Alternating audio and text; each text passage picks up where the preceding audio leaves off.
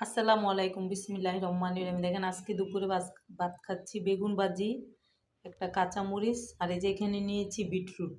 কারণ আমি বিটরুটটা জুস বানিয়ে খেতে পারি, এমনি খালি খাই না, ভাতের সাথে হলে খেতে পারি। আর এক পিস এই যে গরুর মাথার মাংস রান্না করেছি, এটা খাবো। চলেন খাওয়া স্টার্ট করি। বিসমিল্লাহির রহমানির রহিম। আগে বেগুন ভাজাটা খাবো। বিসমিল্লাহ।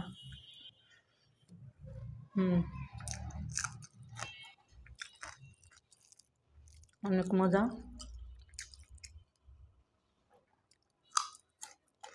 বিটরুটটাও খাচ্ছি কারণ এইভাবে ভাতের সাথে খেতে পারি আমি, খালি খেলে আমার কাছে কীরকম যেন একটা গন্ধ আসে।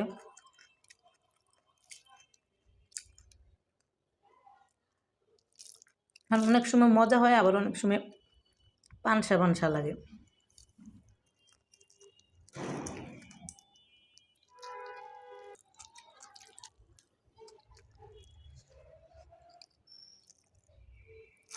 গরুর মাংস আমার খুবই প্রিয়, কিন্তু আমি বেশি খেতে পারি না, এক পিস খাই কারণ অ্যালার্জি সমস্যা।